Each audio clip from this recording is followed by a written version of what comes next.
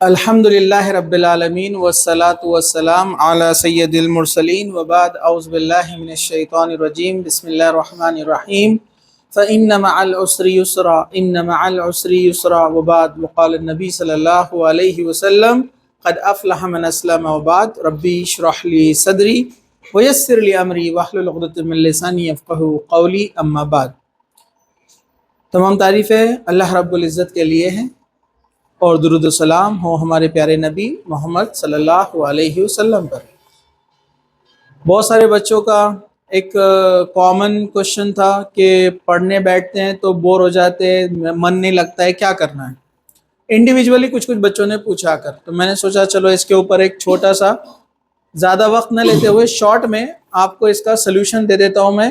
एक दीनी रहनुमाई के साथ में, दूसरा साइंटिफिक डाटा के साथ में, और तीसरा जो इस दुनिया के अंदर बेहतरीन मुस्लिम साइंसदान जिन्होंने दुनिया में एकदम चोटी की महारत हासिल की, मतलब बहुत हाई पीक पर जो गए, उनके भी इसके ताल्लुक़ से क्या सजेशंस थे कि मेहनत और पढ़ाई और मशक्क़त के ताल्लुक़ से क्या क्या बातें उन्होंने कही, वो इंशाअल्लाह ताला आपके सामने आएंगी। ठीक है, सब लोग इधर देखेंगे तो बेहतर रहेगा।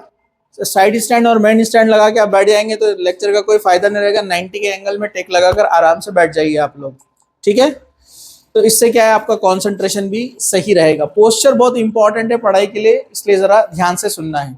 ओके, सबसे पहले आप जो है ये वाले एकदम इधर चले जाइए, एकदम कॉर्नर पे, लास्ट में, एकदम लास्ट में। आप इधर फर्स्ट पे आ जाइए। यस, हाँ, और बिल्कुल भी डिस्टर्बेंस नहीं चाहिए। मैं सीधे सीधे नहीं तो आपको कह दूंगा, जो इंटरेस्टेड नहीं है वो बाहर जा सकते हैं। ठीक है, चलिए, नंबर 1 पॉइंट आपको इसमें याद रखना है। एक छोटा सा स्टेटमेंट या छोटा, हम कहेंगे 2 अल्फाज की एक बात है, 2 वर्ड्स, वो है दिल से। यानी जो काम दिल से किया जाता है उसमें इफेक्ट होता है। और ये किसी भी फील्ड में आप चले जाइए, दुआ दिल से की जाए तो कबूल होती है। अल्लामा इकबाल ने कहा ना, दुआ जो दिल से निकलती है ताकत परवाज रखती है, पर नहीं मगर ताकत परवाज रखती है। मतलब जो दुआ दिल से निकलती है वो पहुंचती है बराबर अल्लाह ताला के पास। आपने घर में एक चीज़ सुनी होगी, बड़ी कॉमन है, हमारी वालदा जो खाना बनाती है सबसे बेहतरीन टेस्ट होता है, या दादी या फुप्पू या खाला या नानी या दादी, कोई फेमस रहते एक फैमिली के अंदर। क्या बात है कि उनका हाथ से बनाया हुआ खाना टेस्टी होता है, दूसरे जो बनाते हैं टेस्टी नहीं होता है।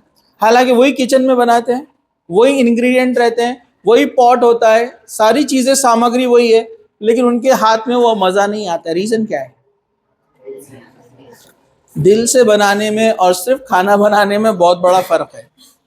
क्योंकि आप देखेंगे जिनके हाथ में टेस्ट होता है, उनके बनाने का अंदाज देखो, वो चूल्हे के पास ही खड़े रहते हैं, वहाँ से हिलते नहीं हैं। और दूसरे जो लोग रहते, पूरी सामग्री एक साथ डाले, मोबाइल निकाले, अपना शुरू हो गए, वो बनते रहता है। जब सीटी आएंगी कुकर की तब पहुँच जाएंगे वहाँ पर।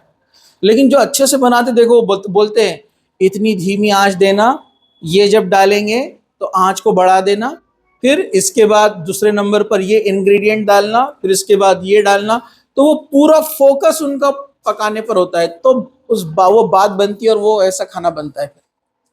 सही बात है? नहीं है?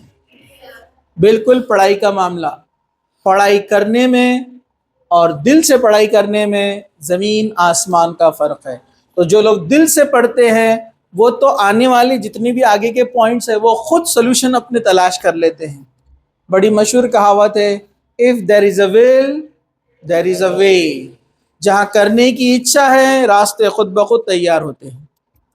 तो आप दिल से पहले डिसाइड कीजिए आपको ये करना है। अपने पर्पस को समझिए, अपने मकसद को समझिए कि आप क्या कर रहे हैं, क्यों कर रहे हैं।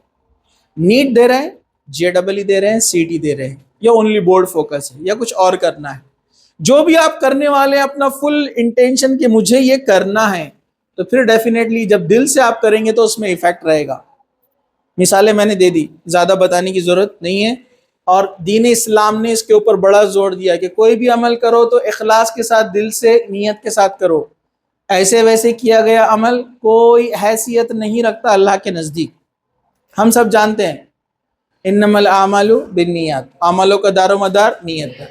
नीयत दुरुस्त नहीं है, कितनी भी कोशिशें करते रहो सवाब नहीं मिलेगा। तो दीन खुद उसके ताल्लुक से रहनुमाई करता है कि कोई भी काम करो पहले उसकी शुरुआत दिल से करो।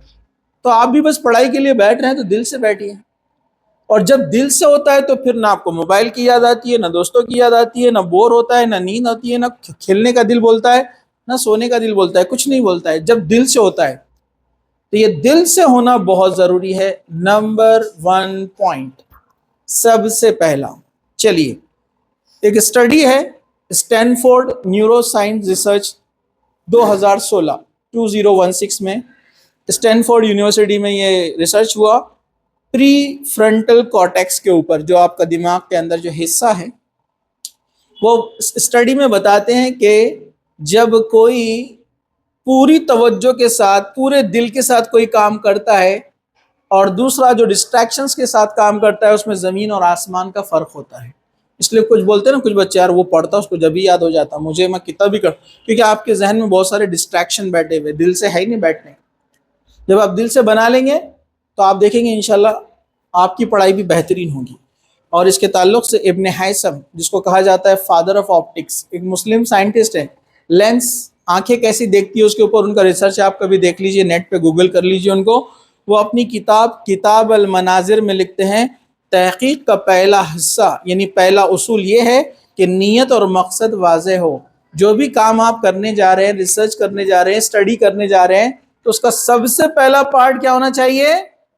नीयत और मकसद, पूरे दिल के साथ और क्यों कर रहे हैं, ये वाज़ेह होना, क्लियर होना, तो ही वो काम में आपको मजा है। ठीक है? कुछ बच्चे सोच लेते, नीट तो ले लेते, लेकिन ये भी कर लूंगा मैं, ये नहीं हुआ तो फिर ये कर लूंगा, ये ऐसा नहीं हुआ तो ऐसा कर लूंगा। ठीक है, ऑप्शंस रखो, लेकिन पूरा ध्यान आपको इसी पे रखना है कि अभी फिलहाल मुझे ये फोकस करना है, जब नहीं होगा उसके बाद हम ऑप्शंस देखेंगे। ठीक है? चलिए, नंबर 2, सेकेंड पॉइंट। दिल से अगर तैयार हो गए तो अब सेकेंड पॉइंट। दूसरा जो अहम पॉइंट है वो है वक्त की तकसीम यानी टाइम मैनेजमेंट।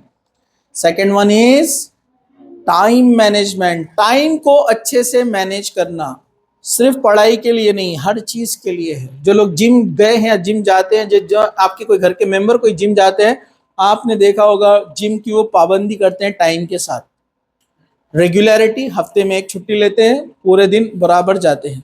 जिम के अंदर जाते हैं तो वो क्या करते हैं, उनका टाइम फिक्स है, आधा घंटा ये एक्सरसाइज, आधा घंटा सेकंड नंबर पे ये एक्सरसाइज, फिर आधा घंटा ये एक्सरसाइज, हर एक के स्लॉट्स बने हुए हैं, तभी एक परफेक्ट बॉडी तैयार होती है। तो बिल्कुल आपका जहन भी बिल्कुल वैसे ही है। इसी के ताल्लुक से आगे कुछ बातें आएंगी। तो ये बहुत इंपॉर्टेंट है कि हम क्या करें, टाइम को अच्छे से मैनेज करें, क्योंकि आपके जहन में बहुत सारी चीजें चलती हैं, उसको एक जगह लाकर जमा करना और सही वक्त पर उसकी तकसीम करना और उसको मैनेज करना, ये बड़ी जो है कमाल की चीज़ है। इसके ताल्लुक़ से भी एक बड़ी रिसर्च हुई जिसे कहा जाता है न्यूरोलॉजिकल बिहेवियर रिसर्च 2014 में ये एक रिसर्च हुई थी डोपामिन डिसिप्लिन के ऊपर, यानी टाइम ब्लॉकिंग साइकिल। इसका नाम उन्होंने दिया था साइंसदानों ने कि आप जो वक्त पर जो काम करते हैं, आपके जहन को उस चीज़ की आदत हो जाती है, तो उसको बार बार चेंज नहीं करना चाहिए, नंबर 1। दूसरा, जो टाइम आपने दिया है उस टाइम पर पढ़ाई जब आप करेंगे तो आजू बाजू जितने भी डिस्ट्रैक्शंस है उसको हटा देना चाहिए। मोबाइल को बंद करके रख दो, या उसको सबसे बेहतर है कि स्विच ऑफ कर दो जब आप पढ़ाई के लिए बैठे हैं, या नहीं कर सकते तो एटलीस्ट उसको बंद करके दूर रख दो।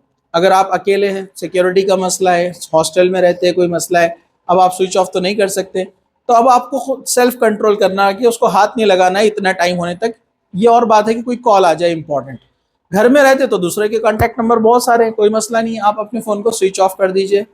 बेहतर ये है कि टैब जो पढ़ाई कर रहे हैं आप सिर्फ उतने पढ़ाई के लिए इस्तेमाल करें जो आपका फोकस है, जिस पर आप स्टडी कर रहे हैं, उसके अलावा दूसरी चीज़ों में बिल्कुल ना जाए। तो टाइम मैनेजमेंट का बहुत इम्पॉर्टेंट रोल है। टाइम में सबसे बेहतर टाइम है सुबह के वक्त की पढ़ाई। सुबह सूरज निकलने से सूरज डूबने तक जो पढ़ाई बच्चे करते हैं, बेहतरीन पढ़ाई होती है। नाइट में नहीं होती है, मैं ये नहीं कह रहा हूँ, लेकिन इफेक्टिव सुबह में होती है। तो आप जो है टाइम डिसाइड करें कि आप कौन से टाइम पे पढ़ने वाले हैं, और आप जिस एग्जाम की तैयारी कर रहे हैं, नीट और जेई और सीईटी की, तो उसके लिए 5 से 6 घंटे टाइम होना चाहिए। कुछ मोटिवेशनल लेक्चर्स आप देखते होंगे, 10 घंटे पढ़ो, 12 घंटे पढ़ो। क्वालिटी टाइम पढ़ो, 5 से 6 घंटे पढ़ो, लेकिन क्वालिटी। 2 घंटे फिजिक्स, 2 घंटे केमिस्ट्री, 2 घंटे बायो, जिसका मैथ्स है 2 घंटे मैथ्स, रोजाना ये पढ़ना है आप, ठीक है। तो टाइम को मैनेज करना ये सबसे इंपॉर्टेंट है। तो इसमें सबसे पहले आप टाइम डिसाइड करेंगे कौन से 6 घंटे आपको यूज करना है। कंटिन्यू 6 घंटे सुबह के, 4 घंटे सुबह के, 2 घंटे दोपहर के, 2 घंटे सुबह, 2 घंटा दोपहर, 2 घंटा रात, ये आपको डिसाइड करना है। ये आपके स्टडी आवर्स हैं, वर्किंग आवर्स नहीं। जो आपका एक्स्ट्रा वर्क रहेगा, रिकॉर्ड बुक कंप्लीट करना है, होमवर्क करना है, रात के वक्त कोई और टाइम उसका फिक्स कीजिए आप, ठीक है। फिर किसी का एक एडिशनल सब्जेक्ट होता है जो कॉम्पिटिटिव एग्जाम में नहीं होता है, जैसे बच्चों ने पीसीएम भी ले लिया, देना है नीट लेकिन मैथ्स भी है, तो उसके लिए आप अलग से 45 मिनट निकालना, उस टाइम आप सिर्फ मैथ्स करेंगे 45 मिनट, ठीक है। टाइम मैनेजमेंट में दूसरी चीज हो गई। पहली चीज हो गई वर्क डिसाइड करना है, तीसरी चीज आवर्स डिसाइड करना है कितने घंटे हैं, और तीसरी चीज जो इंपॉर्टेंट है इसके अंदर, कंटिन्यू 6 घंटे कोई नहीं पढ़ सकता, कंटिन्यू 4 घंटे भी कोई नहीं पढ़ सकता, कंटिन्यू 2 घंटे भी कोई नहीं पढ़ सकता। आप बोलेंगे नहीं हम तो पढ़ सकते हैं, लेकिन वो इफेक्टिव नहीं रहेंगी पढ़ाई, जहन आपका कुंद हो जाएगा। 1 2 3 4 दिन जब आप पढ़ेंगे तो आपके ऐसे बाल बिखरे हुए रहेंगे और आप ऐसे पागलों जैसे घूमेंगे घर के अंदर। आप बोलेंगे अरे हाँ ऐसा तो हुआ मेरे साथ, सर ने कैसा पहचानी है। तो उसका एक तरीका है, उसका तरीका ये है कि टाइम को ब्रेक करने का, मतलब घड़ी को तोड़ देने का। टाइम ब्रेक करने का मतलब क्या है? 25 मिनट स्लॉट, ये जापानीज स्टडी है। 25 मिनट, इसको बोलते हैं 25-5। 3-5 सुने थे बोलना हमने, 25-5 कहां से आ गए? 25-5 का रूल बोलते हैं इसको, 25-5 मतलब 25 मिनट पढ़ाई करो। ये इस पर बहुत बड़ी स्टडी हुई है अमेरिका में भी और जापान में भी, कि 25 मिनट आपका ब्रेन जो है बहुत इफेक्टिवली काम करता है, मतलब कम टाइम में ज्यादा चीजें अच्छे से याद कर सकता है। तो 25 मिनट पढ़ाई के बाद 5 मिनट इसको ब्रेक देना। ये मोटर गर्म हो जाती है, करते रहेंगे तो क्या होगा, स्पार्क हो जाएगा, उड़ जाएगा। तो 25 मिनट के बाद क्या करना है, 5 मिनट का ब्रेक देना है। अब 5 मिनट का ब्रेक बोले तो क्या, सोने नहीं, क्योंकि आप 5 मिनट जाएंगे 5 घंटे नहीं उठने वाले आप लोग। सर को पता है अपने बारे में बताते हैं। 5 मिनट का ब्रेक क्या देंगे आप, वहीं हेड डाउन करके आप टेबल पे वहीं आपके थोड़ा सा आराम कर लीजिए, या फिर उठिए, सबसे बेटर उठिए और थोड़ा सा वॉक कीजिए 5 मिनट का, इधर उधर कहीं जाकर आइए, या घर वालों से बात कीजिए, मदर फादर ब्रदर सिस्टर, इनसे बात कीजिए। दूसरे लोगों से बात मत करो, पड़ोसियों से, ठीक है, समझ में आया आपको? हाँ। तो अपने घर के मेंबर्स, ये भी इस पर एक रिसर्च है, वो बोलती है एक स्टडी कि फैमिली मेंबर से बातचीत करना आपके ब्रेन को हेल्दी बनाता है। लेकिन हम क्या करते, जरा टाइम मिला कि वो मोबाइल लंबा हो गया, ऐसा करते करते हाइट बढ़ गई उसकी। हाँ देखो ना, हाइट बढ़ गई ना, पहले 4 इंच आते थे, फिर 4.5, फिर 5, 6, 6.8 तक आ जा रहे मोबाइल, हाइट बढ़ गई उसकी ऐसा करते करते। हाँ सही समझ रहे बच्चे, ऐसा मतलब मॉडल आ गए ना वैसे। हाँ चलो, वो नहीं करना है, वो आपके दिमाग को और खराब करने वाला है। मोबाइल बंद कर दो नहीं बोलता मैं, लेकिन उसका टाइम रहना वो मैं आगे बताता हूँ सोशल मीडिया के अंदर, ठीक है। तो 5 मिनट ब्रेक, वॉकिंग करो, किचन में जाके आओ, कुछ खा के आओ फ्रिज में से, ठीक है। कुछ भी नहीं तो लहसुन खा लेंगे, नहीं कुछ भी नहीं, मतलब जो खाने की चीज है। हाँ फिर गर्म हो जाएगा, मसला हो जाएगा, ठीक है। घर वालों से बात करो, थोड़ा चल फिर लो, कुछ तो भी एक हल्की फुल्की एक्सरसाइज कुछ तो भी, और फिर वापस आकर बैठ जाओ। लेकिन अपना टारगेट मत भूलोगे बैठना है।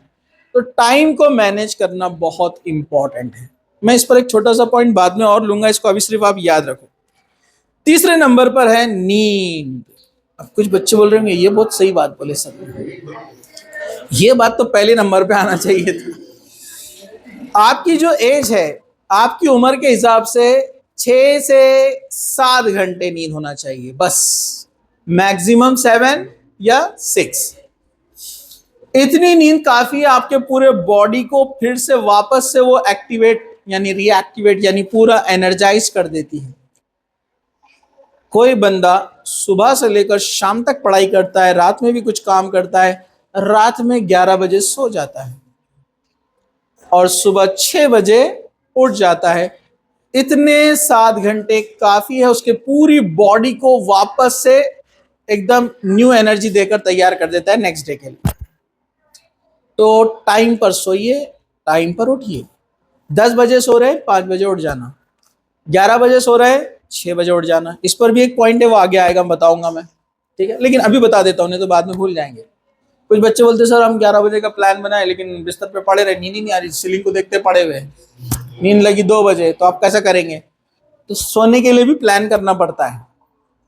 आपको सोने से पहले 2 से 3 घंटे पहले तक मोबाइल, टीवी, कोई भी स्क्रीन को नहीं देखना है, क्योंकि आपकी आंखों पर जब लाइट पड़ती है, ये जो ब्लू लाइट वगैरह होती है, ये मैसेज देती है आपके ब्रेन को कि डोपामिन रिलीज करो, अभी दिन है, बाहर रोशनी आ रही है मतलब दिन है, तो वो उसको छोड़ते रहता है और इसका इफेक्ट 2 घंटे तक रहता है। अगर आप 11 बजे टैब बंद करेंगे और सोचेंगे कि मैं सो जाऊं, तो नींद नहीं आती, आपको और अभी 1-1.5 घंटा लगेगा सोने के लिए। तो सोने के लिए प्लान करना है कि 11 बजे सोना है, तो 9 से पहले आपने रख देना है स्क्रीन, चाहे टीवी हो, मोबाइल हो, टैब हो, कुछ भी रहने दो, किसी भी हाल में नहीं देखना है, इतना भी इंपॉर्टेंट रहने दो। दूसरा, लाइट्स ऑफ कर देना जहां पर आप सो रहे हैं। तीसरा, डिस्ट्रैक्शन नहीं होना, चिल्लर पार्टी, चीख पुकार, ये वो चलती ना अपने पास, ज्वाइंट फैमिलीज में बड़ा प्रॉब्लम रहता, तो नॉइज फ्री इन्वायरमेंट। और फिर सो जाने का आदत नहीं है तो टाइम लगेगा, 1 दिन, 2 दिन, 3 दिन, 4 दिन, 1 हफ्ता भी लग सकता है। रोजाना आप ऐसे करेंगे तो फिर आदत हो जाएगी। और एक चीज, कोई भी बूस्टर नहीं लेना है मगरिब के बाद।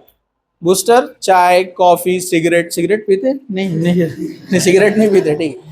कोई भी ऐसे बूस्टर जिसमें निकोटीन या कैफीन होता है, ये मगरिब के बाद नहीं लेना है। हाँ बोलेंगे ना तो मगरिब से पहले ले सकते हैं अपन नहीं, आप लोग माशाल्लाह कोई बच्चे नहीं पीते, मेरे को मालूम है। कोई भी किस्म का कैफीन और डोपामिन नहीं होना, वरना वो आपको नींद से दूर कर देता है, ठीक है।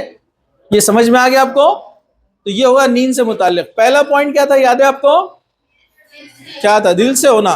दूसरा, टाइम मैनेजमेंट इंपॉर्टेंट है। तीसरा, नींद, सही नींद होना है, माइंड फ्रेश होता है, नेक्स्ट डे अच्छे से पढ़ाई कर सकते हैं। अब आ जाते हैं हम चौथे पॉइंट की तरफ। और नींद के ताल्लुक से तो आपको पता है, कुरान में भी अल्लाह ताला ने कहा, सूरह नबा, सूरह नंबर 78, वजअलना लैला लिबासा वजअलना नहारा माशा, कि हमने रात को आराम के लिए बनाया और दिन को काम के लिए बनाया है, माश के लिए बनाया है। लेकिन अगर किसी को आदत है कि दिन में जमता ही नहीं है, रात की ही आदत है, तो रात में पढ़ सकते हैं, गलत नहीं है, क्योंकि शरीयत में इसकी इजाज़त है कि रात में वो शख्स जाग सकता है जो कोई मेहनत का काम कर रहा है, तालिब इल्म है, दीन का इल्म हासिल कर रहा है, शरीयत का इल्म हासिल कर रहा है, या कुछ ऐसे काम कर रहा है जिससे इंसानियत को फ़ायदे होते हैं, तो ठीक है, फिर कोई मसला नहीं है। लेकिन बेटर है कि आप दिन में पढ़ाई करिए। चलिए, चौथे नंबर पर छोटे छोटे टारगेट बनाएं। छोटे छोटे टारगेट में, पहले ये पॉइंट ऊपर टाइम मैनेजमेंट में आ गया कि 25 मिनट का मतलब 25-5 यानी 25-5 का जो रूल है कि 25 मिनट पढ़ाई करना है, 5 मिनट ब्रेक, ये आप अपना बनाइए। और छोटा छोटा जो गोल किया जाता है ना, वो बहुत अच्छे से काम होता है। और अल्लाह के रसूल ने फरमाया ना नेकी के बारे में, कि अल्लाह ताला को वो नेकी पसंद है जो थोड़ी थोड़ी की जाती है लेकिन रोजाना की जाती है, बनिस्बत उस नेकी के जो कभी कभार की जाती है और बहुत बड़ी है, दिखने में बहुत बड़ी नेकी है, बहुत नेक बन गए, एक दिन रात भर नमाज पढ़ रहे, बाद में गायब, तो वैसे नहीं, ठीक है, रोजाना करना चाहिए, चाहे थोड़ा क्यों ना हो। तो ये टाइम मैनेजमेंट में ऊपर बात गुजर चुकी। चलिए, जिस्मानी वर्जिश, मतलब आपको फिजिकली वर्क भी करना चाहिए अगर ब्रेन को हेल्दी रखना है तो, ठीक है। एक स्टडी है BDNF, BDNF brain derive neurotrophic factor, ये एक स्टडी है जो जॉन हॉपकिन मेडिकल यूनिवर्सिटी में हुई 2016 के अंदर, 2016 में। ये स्टडी क्या बताती है कि अगर आप कोई फिजिकल वर्क करते हैं तो आपका ब्रेन ज्यादा एक्टिवेट होता है, यानी ज्यादा एक्टिव होता है बनिस्बत उन लोगों के जो फिजिकल वर्क नहीं करते। अब फिजिकल वर्क बोले तो जिम मत लगा लो आप लोग, फिजिकल वर्क से मतलब ये है कि लाइट एक्सरसाइज, उसमें सबसे बेस्ट कौन सा है? वॉकिंग। रोजाना 20 मिनट से 30 मिनट तक चलना, वॉकिंग। 20 मिनट या 30 मिनट आप चलिए, आपका ब्रेन फ्रेश रहेगा, एक्टिवेट रहेगा और आपको पढ़ाई में मन लगेगा। इस पर रिसर्च हुआ, उन्होंने कई स्टूडेंट्स लेकर उन्होंने यूनिवर्सिटी में ये किया कि जो बच्चे पढ़ाई के साथ एक्सरसाइज करते थे उनका रिजल्ट ज्यादा अच्छा था बनिस्बत उनकी जो सिर्फ दिन भर पढ़ाई करते थे। तो आप क्या कर सकते हैं, वॉकिंग कीजिए, रस्सी खेलिए 15 मिनट 20 मिनट, बस, ज्यादा नहीं। नहीं तो शुरू हो जाते, अब तेरी बारी, अब तेरी बारी, दोनों कंपटीशन शुरू हो गया। वो नहीं 15 से 20 मिनट बस। या फिर पीटी कीजिए, पीटी पता ना आपको, वो स्मॉल ट्रेनिंग जो है अपनी, 1 2 3, हंसी आती ना अपने को, लेकिन वो आपके पूरे बॉडी को एनर्जाइज करता है, पूरा ब्लड सर्कुलेशन अच्छे से होता है। और सबसे बेस्ट और लास्ट तो मैं आपको बताऊंगा कि जो 5 वक्त की नमाज फर्ज और सुन्नतें पूरी पड़ता है उसकी ऑटोमेटिकली एक्सरसाइज हो जाती है। क्योंकि आप जो सजदे करते हैं ना, और नमाज अच्छी करना, पटापट पटापट नहीं पढ़ना, अपने पास जो रहता है ना सुपर फास्ट स्पीड, वैसे नहीं, अच्छे इत्मीनान से रुकू, इत्मीनान से सजदे। सजदा करने से पूरा ब्लड का सर्कुलेशन जो है आपके ब्रेन तक जाता है और वापस आता है। ब्रेन को अगर ऑक्सीजन मिली तो वो ज्यादा एक्टिवेट होता है, उसको बोर फील नहीं होता है, वो फ्रेश फील करता है। तो ब्रेन को फ्रेश ऑक्सीजन बार बार मिलना चाहिए। तो बेहतर है, ज्यादा बोर हो गए तो क्या करो, आप 2 रकात पढ़ लो अच्छी लंबी, 10 मिनट की, 10 मिनट 12 मिनट की लंबी 2 रकात पढ़ लीजिए आप, इबादत। वैसे तो उसमें दुआ करना कि अल्लाह मेरी मदद करे काम में, अल्लाह ताला ने उसमें लेकिन आपको फ्री में एक्सरसाइज रखी है, ठीक है। तो चलिए, तो ये है एक रिसर्च। और एक मुस्लिम साइंसदान है अबू जैद अल बल्की, वो अपनी किताब मसालिहा अल अब्दान वल अल अनफुस में लिखते हैं कि जहनी सेहत जिस्मानी हरकत से जुड़ी हुई है। उसका जहन तेज होता है जिसके बॉडी में हरकत होते रहती है। हरकत मतलब वो थरथराते रहता नहीं, मतलब हरकत से मतलब ये है कि वो एक्टिविटी करते रहता है, समझा आपको। और अंग्रेजी में भी कहावत है, आपने सुना है ना, healthy mind in healthy body, healthy mind in healthy body. अंग्रेजी में कहावत है, जिसका जिस्म सेहतमंद है दिमाग भी सेहतमंद होता है। तो कुछ लोग आपने देखा होगा एक जगह बैठे रहते, हिलते नहीं, एकदम डंप हो जाते एकदम, फिर वो पढ़ाई में बोर हो जाते हैं, डिप्रेशन का शिकार हो जाते हैं। फिर घर वाले ले जा रहे, डॉक्टर को बता रहे, फूकने वाले को लेके जा रहे, सब जगह कहाँ जा रहे, ठीक है, बच्ची को क्या हो गया, बच्चे को क्या हो गया, पहले बड़ा एक्टिव। एक्सरसाइज कीजिए हल्की फुल्कियां जो आपके बॉडी को एनर्जी दे दे। तो आप मामूल बनाइए, सुबह उठने के बाद हल्की पीटी करेंगे आप, या जो वार्म अप होते हैं ना छोटे से, पता है स्कूल में जो कराते थे आपको, वो वॉकिंग कीजिए, रस्सी खेलिए थोड़ा सा, उसमें लग नहीं जाना, थोड़ा सा, ठीक है। तो healthy mind present in healthy body. चलिए, आपका मन पढ़ाई में बहुत अच्छे से लगेगा। छठे नंबर पर है मोबाइल और सोशल मीडिया को कम कर देना। बंद करना नहीं बोल रहा है, रिसर्च भी बोलता है बंद तो नहीं कर सकते, जनरेशन ही ऐसी हो गई लॉकडाउन के बाद, इनके सबके दिमाग लॉक हो गए, बराबर है कि नहीं है। तो उसको कम से कम करें और उसका एक वक्त तय करें। बंद तो नहीं कर सकते ना, तो आप अपने आप को रिवॉर्ड दे उसका, तो फिर आप अच्छे से पढ़ सकते हैं। इसमें 2 चीजें, social media control plus reward. जो जब आपको रिवॉर्ड दिया जाता है तो एनर्जी आती है। आप देखो स्कूल में छोटे बच्चों के साथ क्या किया जाता है, उनको बोलते हैं जो बच्चे रेगुलर आएंगे उनको स्टार ऑफ द मंथ दिया जाएगा, यहाँ छोटा सा स्टार लगा देते हैं उनके, अब बच्चे खुश होते हैं, ऐसे चलते स्टार लेकर, हम स्टार ऑफ द मंथ है। फिर अगले दिन उनको बोर होता, नींद कभी कभार आती, तो घर में उनकी वालदा, उनकी मम्मी बोलती है अरे तुम स्टार ऑफ द मंथ, तो जल्दी से उठ जाता हो, स्टार चले जाएगा मेरा। तो रिवॉर्ड मिलने से आपका ब्रेन एक्टिवेट होता है। अब आप बोलेंगे हम तो अब इतने टेढ़े नहीं जैसा बचपन में थे आपको स्टार भी लगाया तो हम दूसरे दिन जाकर सोने वाले हैं, नहीं। वो रिवॉर्ड अपने आप को देना जो आपका दिल जहां लगता है, और वो है मोबाइल। तो आपने ये तय करना कि आज मैंने अगर पूरे 6 घंटे पढ़ाई किया तो आज शाम में मैं 1 घंटा या आधा घंटा मोबाइल यूज करूंगा। ये अपने, अब नहीं करने वाला तो बोलेगा किसका बाप रोकने वाला अपने को, अपन 2 घंटे भी नहीं बैठे तो लेकर तो बैठूंगा मोबाइल में। वो ईमानदारी नहीं है, वो ऑनेस्टी नहीं है। तो अपने आप को रिवॉर्ड देना कि मैं मोबाइल को तभी हाथ लगाऊंगा जब 6 घंटे का टारगेट कंप्लीट होगा। आप देखिए इसका फायदा होता है। और अपने आप को शाबाशी देने का, वेरी गुड। हम बोलेंगे इससे क्या होता, अपने आप को शाबाशी। नेचुरली आपके अंदर ऐसे हार्मोन्स रिलीज होते हैं जो आपके ब्रेन को ये बताते हैं कि ये अच्छा काम था जो आपने किया, जिसके लिए आपको रिवॉर्ड मिला। और जाने अनजाने में आप ऑटोमेटिकली पढ़ाई की तरफ बढ़ने लगते हैं। अपने आप को रिवॉर्ड देना। सोशल मीडिया से अपने आप को आप बचाइए, क्योंकि बहुत सारे मोबाइल ऐप्स, बहुत सारे गेम्स और बहुत सारे आजकल तो मीडिया, जो सोशल मीडिया है, ये दिमाग को ख़राब कर रहे हैं। इन्होंने ख़राब नहीं किया, हाईजैक कर लिया और आपको कैदी बना दिया है। बगैर मोबाइल के कोई नहीं रहता। अभी जितने भी बच्चे हैं ना, देखो घर जाते ही सबसे पहले बैग रखने का मोबाइल हाथ। मैं बोलता हूँ 99% खाना भी नहीं खाते। मम्मी आवाज़ देते अरे खाना निकाल दिए देखो, फिर आखिर को चिढ़ जाते और आते हो पकड़ते मोबाइल और फेंक देते। फिर वो बैठ यहाँ पर। ये हाल है घरों का। बच्चे, बड़े, बुढ़े भी लग गए। अब बुढ़े भी दिख रहा नहीं है, ऐसे ऐसे करके यूं चले इनका कुछ तो भी ऐसे, ठीक है। हाँ। नहीं, डिसिप्लिन लाइए। पहला पॉइंट याद रखिए, दिल से अपना मकसद पहचानिए। क्यों कर रहे हैं हम टाइम पास कर रहे हैं या जिंदगी में कुछ करना है? चलिए 7वें नंबर पे पॉइंट है इन्वायरमेंट। पढ़ाई का इन्वायरमेंट बनाइए। पढ़ाई का इन्वायरमेंट में सबसे अहम चीज है फ्रेंड। पढ़ने वाले सहेलियां, पढ़ने वाले दोस्त, पढ़ने वाले दोस्त, पढ़ने वाले सहेलियां। अल्लाह के रसूल ने फरमाया, अल्लाह के रसूल ने क्या फरमाया कि इंसान अपने दोस्त के मजहब पर होता है। हदीस दीन के ताल्लुक से है, इंसान अपने दोस्त के मजहब पर होता है। इसका मतलब ये, उसका दोस्त जैसा रहेगा वो वैसे बनेगा, वैसे ही कंसेप्ट और उसके अकीदे लेगा। इसलिए कहा, कुरान ने कहा कुनू मअस सादिकीन, सच्चे लोगों के साथ रहा करो।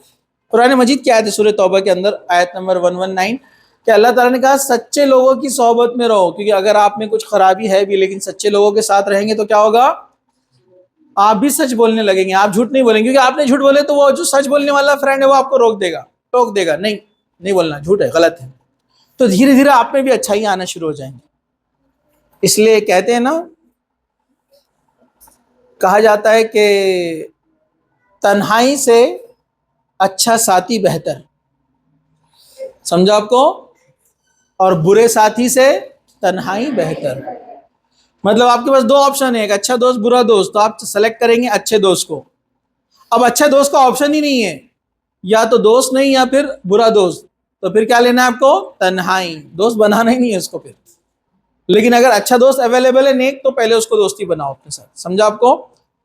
तो ये बहुत इन्वायरमेंट का इफेक्ट बहुत डेंजर है। इसलिए अल्लाह के रसूल बार बार ताकीद कर रहे सहाबा को कि दोस्त बनाओ तो अच्छा बनाओ, सच बोलने वाला बनाओ, ईमान वाला बनाओ, और ना मिले तो फिर क्या करो, अकेले रहो, अच्छा ज्यादा बेटर है।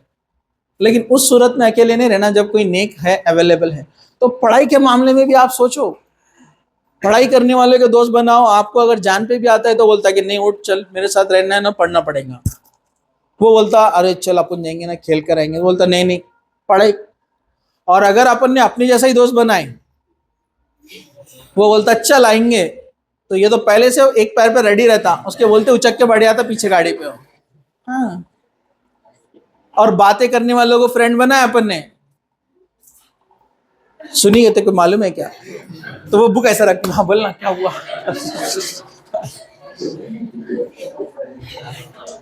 अपन तो तैयार है एक कदम पे, लेकिन अगर पढ़ने वाली सहेली है तो वो दूसरा डिस्कशन नहीं निकालती, और गलती से आपने भी उसको बोले कि तेको मालूम पड़ा क्या, कुछ नहीं, पढ़ाई। एक तो चुगली गिबत से बच जाएंगे और दूसरा पढ़ाई होंगी, दीन भी काम आ गया आपके और दुनिया भी। अच्छे फ्रेंड का ये फायदा है।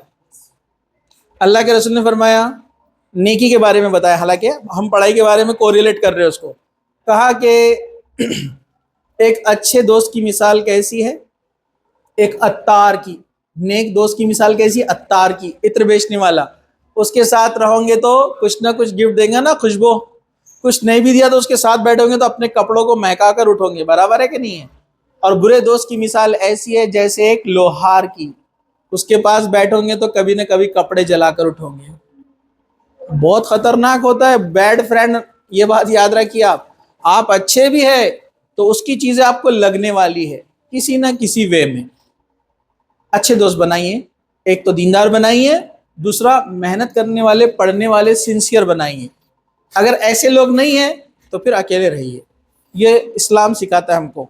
और ये बहुत अहम है कि माहौल का इफेक्ट कैसे पड़ता है ब्रेन के ऊपर। इसके ऊपर 2017 में एक स्टडी हुई पूरी, environmental psychology sensory pathway activate बोल के एक स्टडी का नाम है, इन्वायरमेंटल ब्रेन साइंस रिव्यू। आप इसको इंटरनेट पर सर्च कर सकते हैं। बड़ी स्टडी हुई इसके ऊपर के आप कितने ही अच्छे हैं, एफिशिएंट है, बहुत मेहनती है, लेकिन आपका साथ ही अच्छा नहीं है तो इफेक्ट कैसे होता है। ये बहुत इंपॉर्टेंट है। पानी है, पानी में गुलाब डालेंगे,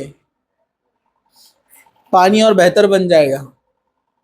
पानी है वही, उसमें गटर का पानी डालेंगे, गुलाब नहीं बनेगा। समझा आपको। पानी वही है लेकिन किसके साथ रहता है उसको इफेक्ट करता है। पानी है,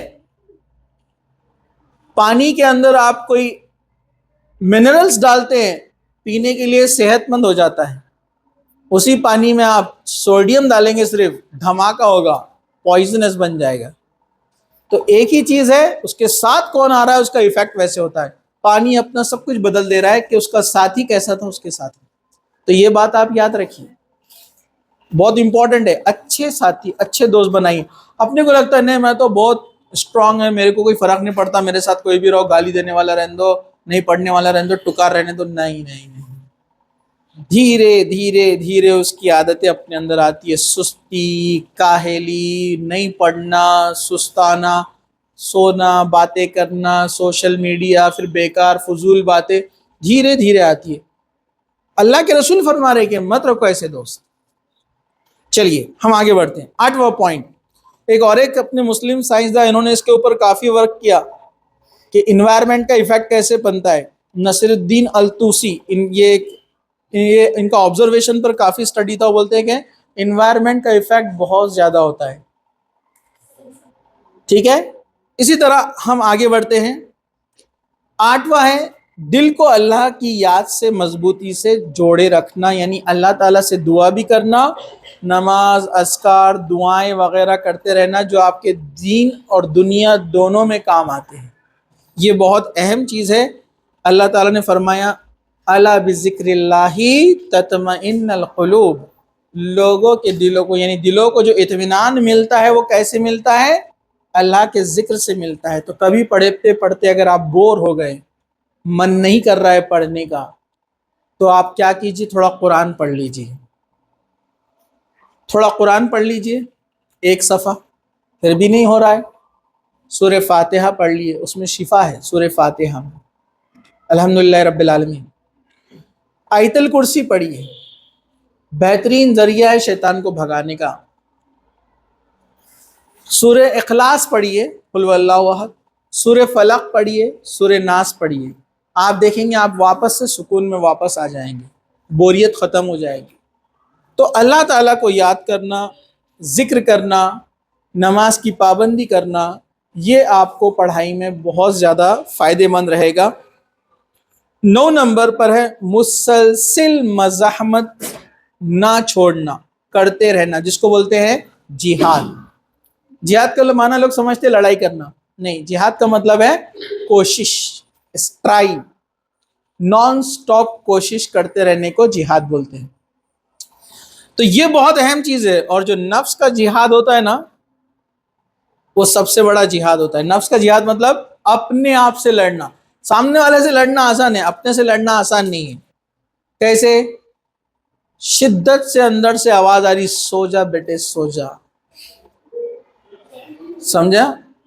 मम्मी पापा आएंगे, लाल खिलौने लाएंगे, नहीं, अंदर से आवाज आती है तू बहुत थक गया है अब सो जा। लेकिन आप बोलते हैं कि नहीं, ये डिसिप्लिन और अपने मैनेजमेंट के अंदर ये टाइम सोने का नहीं है, इसलिए मुझे नहीं सोना है। तो फिर क्या करना है? नींद तो आ रही है, फेस वॉश वजू कीजिए, थोड़ा अरबी पढ़िए, पढ़ते बैठ जाइए। बहुत ज्यादा शिद्दत की आ रही है, किसी वजह से रात में सोना नहीं होता, थोड़ा सोकर उठ जाइए, ठीक है, अपनी जान पर भी जुल्म नहीं करना है। लेकिन आम हालत में नींद आ रही है, आदत तोड़ना है, तो आपको अपने आप से लड़ना है। कुश्ती में किसी को हराना आसान है, उसके लिए थोड़ी एक्सरसाइज की, थोड़ी मेहनत की, टेक्निक सीखे आपने, सामने वाले को हरा दिए। लेकिन खुद से लड़ना सबसे टफ काम है। वो बोलता सो जा और आप बोल रहे कि नहीं सोना तो नहीं है, टाइम नहीं है, रात में सोया ना। अपने आप को बोलना, आईने में खड़े रहना और गालियां देना दो चार ना, गालियां मतलब अच्छे बोलना, अबे गधे रात में सोया 6-7 घंटे, अभी शर्म नहीं आ रही क्या? आप लोग भी बोल सकते हैं अपने आप को, गधी बोलना पड़े। मिरर में देखो, हाँ रियल में मिरर में देखो और बोलो शर्म नहीं आती? बोलना तुम्हारा बाप इतनी मेहनत करता, माँ इतनी मेहनत कर रही है, सोने का बोल रहे, एक लगाऊंगी बोलना, लगाना नहीं, सामने मिरर है, टूट जाएगा, ठीक है। तो इसको बोलते हैं अपने आप से लड़ना। पूरा टाइम सेट कर दिए, पढ़ने के लिए बैठ गए, दोस्त आता बाहर से आवाज देता चल जाकर आएंगे, ये अपने आप से लड़ना है कि बोलना है कि मैं नहीं आ सकता। बोलता है यार ये इतनी दोस्ती इतनी रह गई क्या, बोलना इतनी रह गई बोलना। बोलता है ये कोई बात है क्या, मैं तेरे लिए आता, मत आ बोलना कल से, क्योंकि मेरे वालिदैन पैसा खर्च कर रहे हैं, वो मैं उनकी कुछ ख्वाब है, कुछ उनको पूरा करना है, वो थोड़ी आने वाला है बाद में। वो क्या आपको शादी करवा के देगा, आपके बीवी बच्चों को संभालेगा? वो अपनी लाइफ है। अरे अपनी, वो 2 साल 3 साल आपके साथ है, बाद में सिर्फ चबूतरों पे मिलेगा, और रात में काम पे से आने के बाद, जॉब पे से आने के बाद। अपने बूढ़े वालिदैन जब हो जाएंगे तो उनको देखना आपको है, उनकी जिम्मेदारी आपके कांधों पर रहने वाली है। फिर उसके बाद तो अलग स्टेप है, कौम के लिए करना, लोगों के लिए करना, इंसानियत के लिए करना है जो कुछ। तो आप ऐसे दोस्तों को मत रखिए, बोलना जा भाई जा। ये है अपने आप से लड़ाई करना, इसको बोलते हैं जिहाद फी नफ्स, कि बुराइयों से अपने आप से लड़ना, कि बुराई से बचना है। अंदर से दिल बोलता है, नफ्स बोलता है कर ले, बड़ा मजा आएगा, बड़ा आराम मिलेगा, घूमना फिरना ये वो। अपने को बोलना है कि नहीं, ये मेरा डिसिप्लिन है, ये मेरा शेड्यूल है, मेरा टाइम है, मुझे नहीं करना है। चलिए, तो इसके ऊपर तो बहुत बड़ा रिसर्च है, अब वक्त नहीं है मेरे पास सब ये बोलने का। न्यूरो प्लास्टिसिटी रिसर्च MIT 2020 में इसके ऊपर रिजल्ट, बहुत बड़ा रिसर्च हुआ था कि एक इंसान के लिए बड़ा मुश्किल जाता है अपने अंदर की जो ख्वाहिशात है उसको रोकना। लेकिन कहा कि वो इसको तभी इस पर जीत हासिल कर सकता है जो अपने मकसद को हमेशा जहन में रखता है कि मैं क्यों ये काम कर रहा हूँ, किसके लिए मैं उठकर आता हूँ, घर छोड़कर आता हूँ, क्लास करता हूँ, पैसा लगा रहे हैं, वालिदैन भी लगा रहे हैं पैसा, मैं वक्त लगा रहा हूँ, एनर्जी लगा रहा हूँ, और उसका आउटपुट मुझे ना मिले तो कितनी बुरी बात है। तो ये तभी मुमकिन है जब इंसान अपने सारे अज़ाइम को याद रखे। 10वां पॉइंट है उस्ताद और माहिरीन से रहनुमाई लेते रहने, यानी जो एक्सपर्ट्स और टीचर्स हैं आपके, जो इस फील्ड के परफेक्ट जिसको हम कहेंगे, या जो इस फील्ड के माहिर है, आप उनसे पूछिए कि हम ऐसे ऐसे तो कर रहे हैं, आपने जो बातें बताई थी हमने उसको किया, लेकिन क्या इसमें हमको ये प्रॉब्लम आ रही है, अब इसको हम कैसे हल करें, हमको समझ में नहीं आ रहा है इसको कैसे सॉल्व करना। तो ये राय लेना बहुत अहम चीज़ होती है। आपको मालूम है इमाम मालिक के ताल्लुक से आता है कि उनके मोर देन 100 टीचर्स थे जिनसे उन्होंने इल्म हासिल किया। मोर देन 100 इमाम मालिक के ताल्लुक से आता है।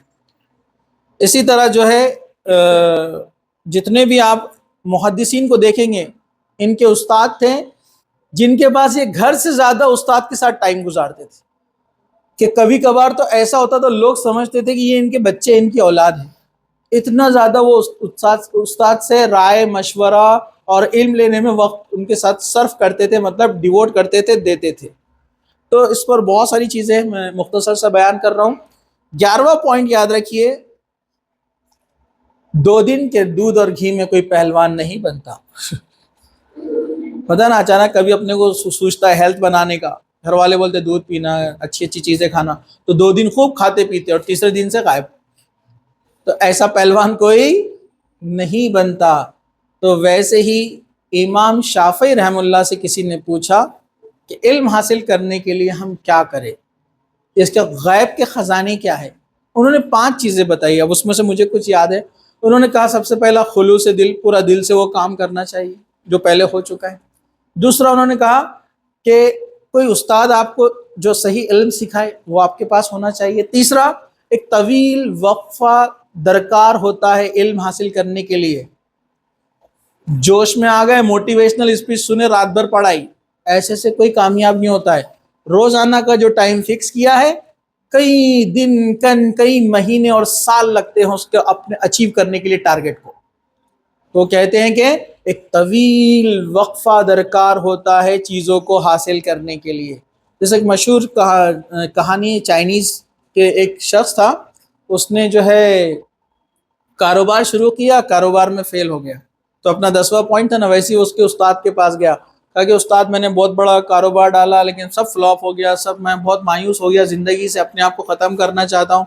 ये चाइनीज़ स्टोरी है। तो जो उनका उस्ताद था उसने कहा कि तुम्हें पता है जो चाइनीज़ बाम्बू होता है उसकी फसल कैसे उगती है? उसने कहा हाँ। कहा कि जब हम उसका बीज बोते हैं तो बीज को बाहर आने में कितना वक्त लगता है, जब उसको खाद पानी सब डाला जाएगा। आपको पता है चाइनीज़ बाम्बू बड़ा मजबूत होता है, इसकी हाइट होती है 40-50 फीट, 30 फीट तक नॉर्मल।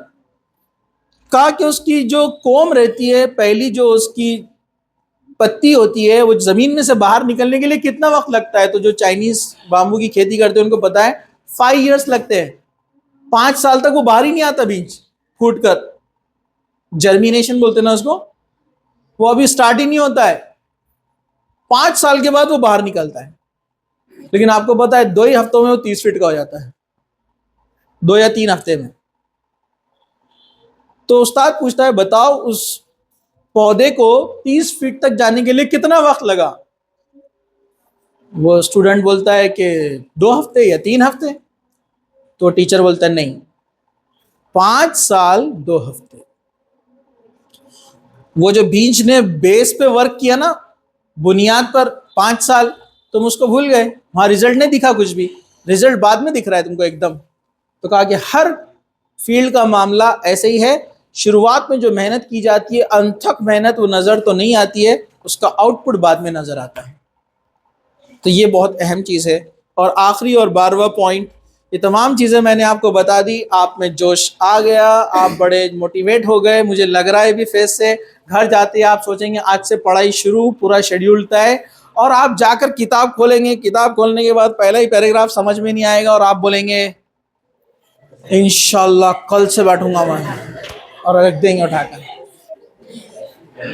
ये 90% बच्चों के साथ होता, 90%, और सारा मोटिवेशन गया पानी में। तो इसको भी सॉल्व करना चाहिए। वो ये, आप पहला पैराग्राफ पढ़ा, ठीक है, नहीं समझा कोई बात नहीं, यहां से आपका जिहाद यानी स्ट्राइक, कोशिश शुरू हो गई। क्या है? पढ़ा, समझ में नहीं आया, एक एक वर्ड का मीनिंग देखो, उसको समझो। नहीं समझ में आता है, यूट्यूब पे देखो, वीडियो देखो उसका, उससे रिलेटेड पॉइंट को समझो। लेकिन पूरा यूट्यूब पे नहीं चले जाना। कुछ लोग होते हैं अब मैं बहुत पढ़ रहा, यूट्यूब लगा के बैठ जाते हैं ऐसे।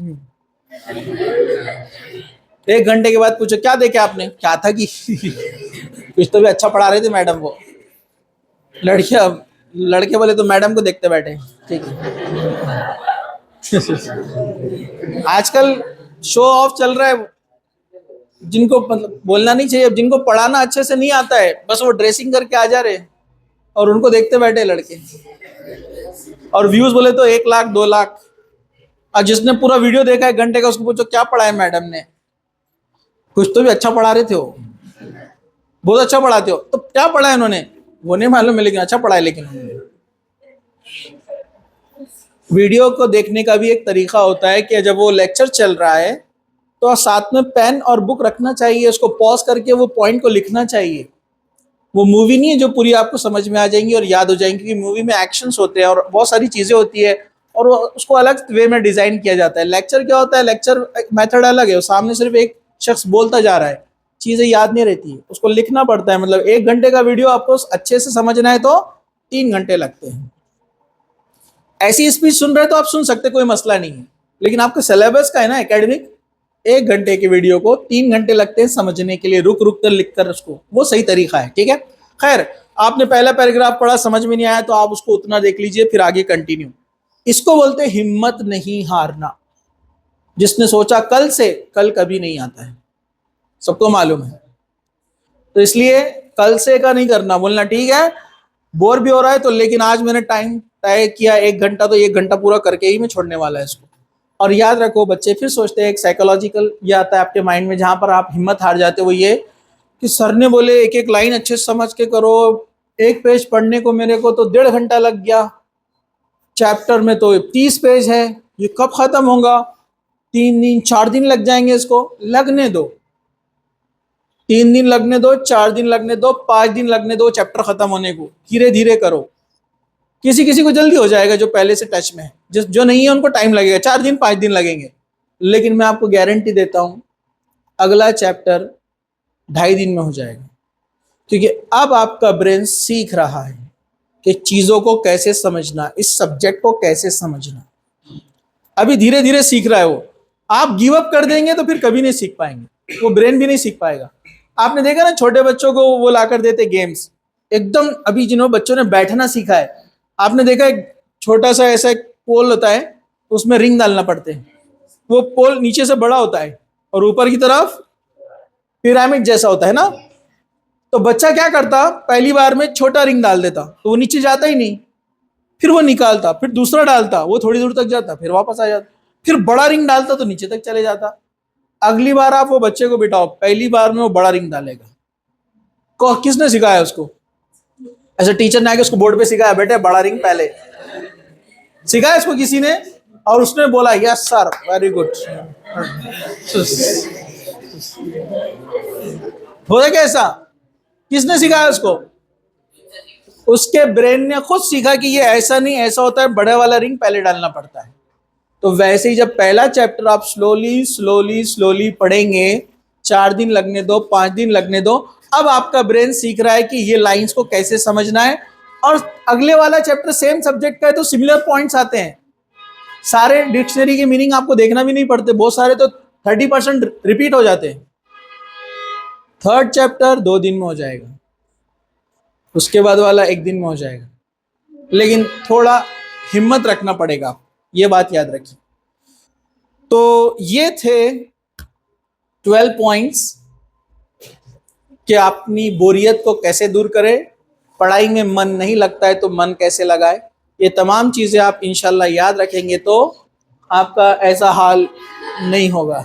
ठीक है, अल्लाह ताला से दुआ है कि अल्लाह सुब्हानहू व तआला हम सबको मेहनत कश बनाए और पढ़ाई में हमारा मन लगाए, दिल लगाए, और अल्लाह ताला दीन के साथ साथ दुनिया में भी हमको कामयाब करे। अल्लाह सुब्हानहू व तआला हमारे मकसद में हमको कामयाब करे। अल्लाह ताला दुनिया में हमारा नाम रोशन करे और दीन में भी हमारी इबादतों को अल्लाह कबूल करे। अल्लाह ताला जब तक हमें ज़िंदा रखे, इस्लाम पर ज़िंदा रखे, ख़ातिमा ईमान पर हो। व आखिर दावाना अल्हम्दुलिल्लाहि रब्बिल आलमीन। सुब्हान रब्बिका रब्बिल इज़्ज़ति अम्मा यसिफून व सलामुन अलल मुरसलीन वल्हम्दुलिल्लाहि रब्बिल आलमीन।